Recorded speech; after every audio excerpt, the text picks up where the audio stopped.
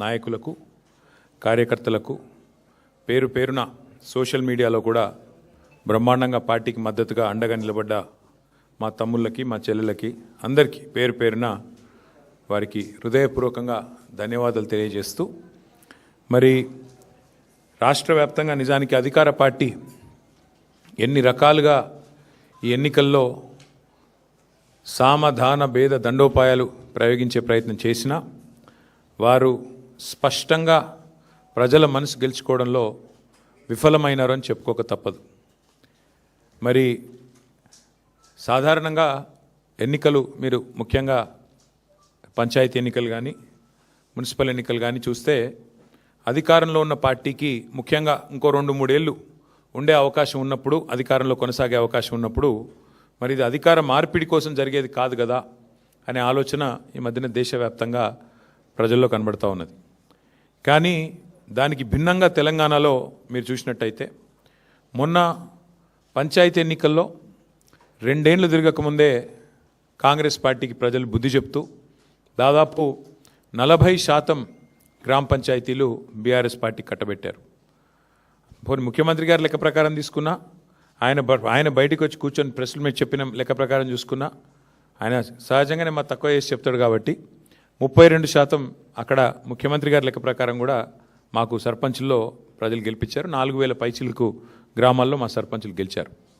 అట్లాగే ఈరోజు మున్సిపల్ ఫలితాలు చూస్తే కూడా డెఫినెట్గా గతంలో ఎవరెవరైతే ఏదేదో మాట్లాడినారో వారందరూ నోళ్ళు మూతలు పడే విధంగా ఇవాళ మరి మెరుగైన ఫలితాలే సాధించాము. ఓవరాల్గా చూసుకున్నట్టయితే నాకున్న ఇన్ఫర్మేషన్ మేరకు 2580 చిల్లర వార్డులలో పోటీ అయింది. మొత్తం 117 మున్సిపాలిటీలు కార్పొరేషన్ కలిపి 2580+ వార్డ్స్లో మరి ఎన్నిక జరిగితే బీఆర్ఎస్ నాకున్న ఈ నిమిషానికి ఉన్న రిపోర్ట్ ప్రకారం దాదాపు 730 దాకా మాకు ఇప్పటికే ఫలితాలు వచ్చినాయి. ఇంకొక 10-15 పెరిగితే పెరగవచ్చు. ఓవరాల్గా 740-750 దాకా వస్తాయి వార్డులు అనేది మా అంచనా.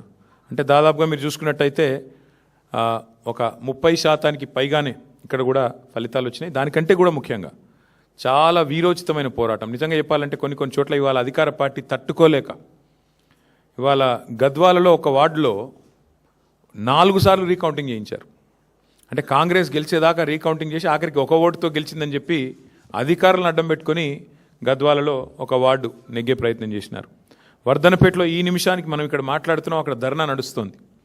మా కౌన్సిలర్లను ఎత్తుకొని పోయి గెలిచిన కాడ రీకౌంటింగ్ 4 సార్లు చేసి అక్కడ కూడా ఇదే ప్రయత్నం. చౌటుప్పల్లో ఇదే రకమైన ప్రయత్నం. అంటే అధికారులను, అధికార యంత్రాంగాన్ని, అధికార బలాన్ని అడ్డం పెట్టుకొని గెలిచినమా అంటే గెలిచినాం అనిపించుకోవడానికి సాంకేతికంగా నానా తంటాలు కాంగ్రెస్ పార్టీ పడతా ఉన్నది. అయినప్పటికీ నాకున్న ఇన్ఫర్మేషన్ ప్రకారం మొత్తం 117 మొత్తం పట్టణాల్లో జరిగిన ఈ ఎన్నికల్లో మాకు ప్రత్యక్షంగా డైరెక్ట్గా అంటే ఎవరి అవసరం లేకుండా నేరుగా దాదాపు 15 నుంచి 16 నేరుగా గెలుస్తున్నాము. పరోక్షంగా ఎందుకంటే అక్కడ మేము సింగిల్ లార్జెస్ట్ పార్టీగా ఉన్నాం, అక్కడ కూడా ఇంకో దాదాపు 10-15 చోట్ల అవకాశాలు ఉన్నట్టుగా నాకు సమాచారం ఉంది. చూద్దాం మరి ఇప్పుడు అల్టిమేట్గా 16 తారీఖు నాడు అన్ని విషయాలు తెలుస్తాయి. అయితే ఇక్కడ ఒక్క విషయం మాత్రం చెప్పాలి. నిన్ననే మా శ్రీనివాస్ యాదవ్ గారు నిన్ననే చెప్పారు, 2020లో ఆనాడు మున్సిపల్ ఎన్నికలు జరిగితే మొత్తం 130 మేయర్లకు, చైర్పర్సన్లకు ఆ రోజు మున్సిపల్ ఎన్నికలు జరిగినాయి. టీఆర్ఎస్ పార్టీ ఆ రోజు డైరెక్ట్గా 122 టీఆర్ఎస్ గెలిస్తే మున్సిపాలిటీలు, అదేవిధంగా కార్పొరేషన్లు, కాంగ్రెస్ 4 గెలిచింది, బీజేపీ 2 గెలిచింది, ఎంఐఎం 2 గెలిచింది. ఇది ఆ రోజు లెక్క 2020. మరి ఈరోజు ఇప్పుడే నేను మేము ముందు పెడుతున్న లెక్క చూస్తే ప్రత్యక్షంగా డైరెక్ట్గా మేము ఇప్పుడు 15 పైన గెలవబోతూ ఉన్నాము.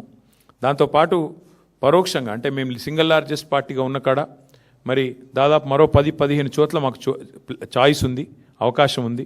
కాబట్టి ఓవరాల్గా చూసుకుంటే 117లో డెఫినెట్గా మంచి ఫలితాలు వచ్చినట్టుగానే మేము భావిస్తూ ఉన్నాం. అయితే సరే ఇక డబ్బు, మద్యము, అధికార యంత్రాంగ దుర్వినియోగము ఇవన్నీ కూడా తారాస్థాయికి చేరినాయి. చూస్తూ ఉన్నారు, మీరు కూడా చూస్తున్నారు. ఇప్పుడు మీరు కూడా టీవీలలో మీరు కూడా స్క్రోలింగ్లు ఇచ్చారు, మీరు కూడా వీడియోలు ఇచ్చారు. చాలా చోట్ల మరి పెద్ద ఎత్తున విస్తృతంగా అధికార దుర్వినియోగం కూడా జరిగింది. అయినప్పటికీ ఓటర్లు మాత్రం భయపడకుండా బయటకు వచ్చి ఓటేసినందుకు వారికి కూడా మేము ధన్యవాదాలు చెప్తా ఉన్నాం. సరే, అక్రమాల ద్వారా ఇక మొదలుపెట్టినారు ఆల్రెడీ. బేరాలు బేరసారాలు ఎత్తుకుపోవడాలు పోలీసులను పంపించి బెదిరించడాలు ఇవన్నీ మొదలైనవి ఆల్రెడీ రాష్ట్ర వ్యాప్తంగా. ఎట్లా గెలిచిన దాన్ని మా దగ్గర గెలిచిన దాన్ని కూడా లాక్కునే ప్రయత్నం కూడా చేస్తూ ఉన్నారు. అయినా కూడా పర్వాలేదు, కొట్లాడతాం. అయితే మాకు సంతోషకరమైన విషయం ఏమంటే సింగరేణిలో జరుగుతున్న బొగ్గు కుంభకోణం ఏదైతే ముఖ్యమంత్రి గారి బావమరిది కీలక పాత్రధారిగా, ముఖ్యమంత్రి బావమరిదే కింగ్ పిన్గా సింగరేణిలో ఏదైతే 6,000 కోట్ల కుంభకోణాలు చేసినారని మేము బయట పెట్టినామో, దాని తర్వాత మాతో పాటు CPI communist party of India కలిసి వచ్చి మాకు చెన్నూరు నియోజకవర్గంలో క్యాతన్పల్లి మున్సిపాలిటీలో మాతో పాటు కలిసి ప్రచారంలో పాల్గొనడమే కాకుండా సీతారాములు గారు ఈరోజు ఆ మున్సిపాలిటీ కూడా మేము గెలుచుకున్నాం. సింగరేణి ప్రాంతంలో సింగరేణిలో జరుగుతున్న దోపిడీ ఏదైతే ఉన్నదో, ఈ దోపిడీలో ముఖ్యంగా కాంగ్రెస్ బీజేపీ కలిసి పనిచేస్తూ ఉన్నాయి కాబట్టి వారిని నిరోధించడానికి సిపిఐ కలిసి వస్తే వారిని కూడా కలుపుకున్నాం. ఇక్కడికి వచ్చే ముందు మిత్రులు కొత్తగూడెం శాసనసభ్యులు రాష్ట్ర సిపిఐ సెక్రటరీ సాంబశివరావు గారితో కూడా నేను మాట్లాడాను. కొత్తగూడెంలో కూడా ఈరోజు హంగ్ వచ్చింది. అక్కడ కూడా సిపిఐకి 25 ఏదో వచ్చినట్టున్నాయి, మాకు 9, 10 వచ్చినట్టున్నాయి. కాబట్టి నేను వారికైతే ఓపెన్ ఆఫర్ ఇచ్చినాను. సింగరేణిలో జరుగుతున్న కుంభకోణాలు, సింగరేణిలో జరుగుతున్న దుర్మార్గాలు, అరాచకాలకు అడ్డుకట్ట వేయాలి అంటే డెఫినెట్గా మేము మీతో కలిసి వస్తాము. కాంగ్రెస్ బీజేపీని అడ్డుకోవాల్సిన అవసరం ఉంది. ఎందుకంటే ఈ 2 చోట్ల కూడా అక్కడ 51% వాటా సింగరేణిలో రాష్ట్ర ప్రభుత్వానికి ఉంది, కాంగ్రెస్ ప్రభుత్వం ఇక్కడ ఉన్నది. 49% వాటా కేంద్ర ప్రభుత్వానికి ఉంది, బీజేపీకి అందులో భాగస్వామ్యం ఉంది. ఇన్ని అక్రమాలు జరుగుతున్నాయని చెప్పి మేము గొంతెత్తి ధర్నాలు చేసి క్షేత్రంలో ఘోషించి ప్రెస్ మీట్లు పెట్టి గవర్నర్ని కలిసి ఇంత హంగామా చేస్తే మరి ఇంతవరకు అటు కాంగ్రెస్ చప్పుడు చేయదు, ఇటు బీజేపీ చప్పుడు చేయదు. అందుకే మిత్రులు సిపిఐ రాష్ట్ర సెక్రటరీ మరి సాంబశివరావు గారికి నేను ఫోన్ చేసి చెప్పాను, మీరు కనుక తీసుకోవాలనుకుంటే కొత్తగూడెం కార్పొరేషన్ మీరు తీసుకోండి, మేము మద్దతు ఇస్తాం ఓపెన్గా అని చెప్పి కూడా వారికి చెప్పడం జరిగింది. ప్యూర్లీ ఒకటే ఉద్దేశం, సింగరేణిలో జరుగుతున్న దోపిడీని సింగరేణి కేంద్రంగా ఉన్న కొత్తగూడెంలో తప్పకుండా అక్కడ మరి కాంగ్రెస్ బీజేపీని ఎండగట్టాలన్న ఉద్దేశంతోనే ఈ ఆఫర్ కూడా మేము ఇచ్చాము. అట్లా కలిసి వచ్చే లౌకిక పార్టీలు ఉంటాయి, చాలా రకరకాల కాంబినేషన్స్ ఉంటాయి. ఇవన్నీ కూడా చూసిన తర్వాత మేమైతే డెఫినెట్గా గట్టిగా పోరాడినాము. గట్టిగా క్షేత్రస్థాయిలో మా నాయకులు మా కార్యకర్తలు కూడా బలంగా కొట్లాడారు. మంచి భవిష్యత్తు ఉంది అనడానికి.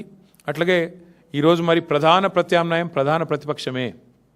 ఈ రాష్ట్రంలో కాంగ్రెస్తో పోరాడగలిగిన శక్తి, కాంగ్రెస్ను గద్దెదించే శక్తి, బీజేపీని నిరోధించే శక్తి ఖచ్చితంగా బీఆర్ఎస్కు మాత్రమే ఉంది అని మొన్న పల్లెలో జరిగిన ఎన్నికలు, ఇవాళ పట్టణంలో జరిగిన ఎన్నికలు తేల్చి చెప్పాయి. పల్లెల్లో 4,000 పైచిలకు సర్పంచులు గెలిపించారు ప్రజలు. మరి అట్లాగే పట్టణంలో కూడా ఈరోజు చూస్తే దాదాపు 730, 740 వార్డులు గెలిచి అక్కడ ఇక్కడ 2 చోట్ల కూడా ప్రధాన ప్రతిపక్షం కేవలం బీఆర్ఎస్ మాత్రమే, పోరాడే సత్తా ఉన్న పార్టీ బీఆర్ఎస్ మాత్రమే. 2 పార్టీలు, ఒకటి ఢిల్లీలో అధికారంలో ఉంది, ఇంకోటి రెండోది రాష్ట్రంలో అధికారంలో ఉంది. కానీ ఈ 2 పార్టీలు ఉన్నప్పటికీ, ఎన్ని రకాల కుయుక్తులు పనిన్నప్పటికీ బీఆర్ఎస్ఏ, కేసీఆర్ గారి నాయకత్వమే ఈ రాష్ట్రానికి శ్రీరామ రక్ష అని చెప్పి మళ్ళీ ఒకసారి అటు పల్లెల్లో ఇటు పట్టణంలో ప్రజలు తేల్చినట్టయింది. మరి ఇదే ఉత్సాహంతో రేపు హైదరాబాద్ కార్పొరేషన్ కానీ, మిగతా కార్పొరేషన్ వరంగల్, ఖమ్మం కానీ, అట్లాగే జిల్లా పరిషత్ ఎన్నికలు పెడితే వాటిలో కానీ ఇదే ఉత్సాహంతో ముందుకు పోతాం. డెఫినెట్గా ఎక్కడెక్కడైతే ఈ దుర్మార్గాలు, అరాచకాలు జరిగినాయో వీటిని వదిలిపెట్టం. అవసరమైతే వాటి మీద న్యాయ పోరాటం చేయడం, వాటి మీద ఇంకా ఎట్లాంటి వ్యూహాలు అవలంబించాలో అవన్నీ కూడా పార్టీలో చర్చించి నిర్ణయం తీసుకుంటాం. కానీ మళ్ళొకసారి మా కార్యకర్తలకి, నాయకులకి, మాకు సపోర్ట్ చేసిన ప్రజలకి, మాకు ఓటేసిన ప్రజలకి చాలా స్వల్పమైన తేడాతో ఓడిపోయాం. కొన్ని చోట్ల 1 ఓటుతో, అర ఓటుతో ఇట్లా రకరకాలుగా జరిగినాయి. అక్కడ కూడా ఓడిపోయిన వాళ్ళు కూడా ఎవరు నిరాశ పడవద్దని, బేజారు కావద్దని చెప్పి కూడా వారికి కూడా విజ్ఞప్తి చేస్తూ మీకు కూడా మళ్ళొకసారి ధన్యవాదాలు.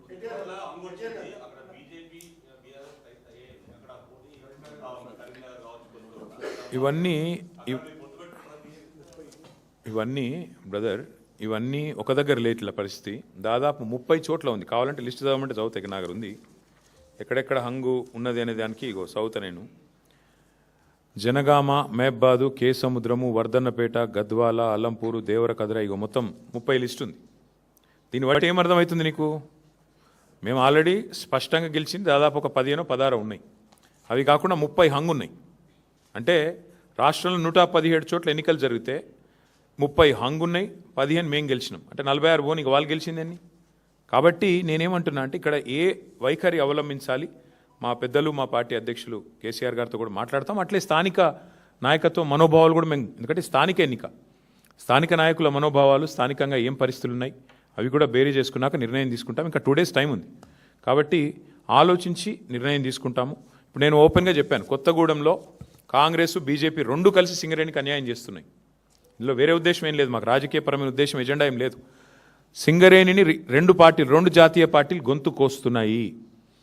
ఇవాళ కాంగ్రెస్ దోపిడీ చేస్తుంటే బీజేపీ ఎందుకు మౌనంగా ఉంటుందని మేము అడుగుతున్నాము. ఆధారాలతో ఆధార సహితంగా మేము స్పష్టంగా కుంభకోణం జరిగిందని బయటపెడితే ఎందుకు బీజేపీ ఉపేక్షిస్తున్నది, ఎందుకు రేవంత్ రెడ్డిని కాపాడుతున్నది? రేవంత్ రెడ్డి బావమరిదే కింగ్ పిన్గా ఇంత పెద్ద కుంభకోణం నడుస్తుంటే భారతీయ జనతా పార్టీ ప్రభుత్వం ఎందుకు అడ్డుకుంటున్నది, ఎందుకు అడ్డుకోలేకపోతున్నది, ఎందుకు కాపాడుతున్నది కాంగ్రెస్ అరాచకాలని అనేది మా ప్రధాన ప్రశ్న. అందుకే సిపిఐ నాయకత్వానికి నేను అందుకే ఓపెన్గా చెప్తా ఉన్నా, ఇలాంటి ప్రత్యేకమైన పరిస్థితులు ఉంటాయి అక్కడక్కడ. దాన్ని బట్టి మరి మా పెద్దలతో చర్చించి పార్టీలో చర్చించిన తర్వాత స్థానిక నాయకత్వ మనోభావాలు దృష్టిలో పెట్టుకుని నిర్ణయం తీసుకుంటాం.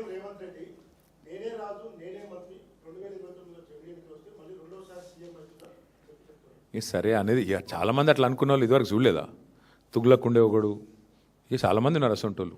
అట్లాంటి పిచ్చి తుగ్లక్లు చాలామంది ఉంటారు. అట్లాంటి వాళ్ళు వస్తారు పోతారు, ఎవ్వరూ పర్మనెంట్ కాదు. నేనే రాజు నేనే మంత్రి అనుకున్న వాళ్ళు చాలామంది అట్లనే గాలి కొట్టుకొని పోయినరు. ఈ దేశము చాలా గొప్ప దేశం. ప్రజల చైతన్యాన్ని కూడా ఎవరైనా తక్కువ అంచనా ఇస్తే చాలా తెలివి తక్కువది. ఈ దేశంలో ఇందిరాగాంధీ గారు ఓడిపోయినారు, ఎన్టీ రామారావు గారు ఓడిపోయారు, కేసీఆర్ లాంటి తెలంగాణ తెచ్చిన నాయకుడు కూడా మన కామారెడ్డిలో దురదృష్టవశాత్తు ఓటమి పాలయ్యారు. సరే రేవంత్ రెడ్డి గారు అక్కడ 3rd వచ్చారు, అది వేరే విషయం అనుకో. కానీ పాయింట్ ఏంటంటే ఈ దేశంలో అట్లా రేవంత్ రెడ్డి లాగా విర్రవీగిన వాళ్ళు, నేనే రాజు నేనే మంత్రి అన్న వాళ్ళు చాలామంది వచ్చారు, చాలామంది పోయారు. కానీ దేశం అట్లే ఉంది, ప్రజల చైతన్యం అట్లే ఉంది.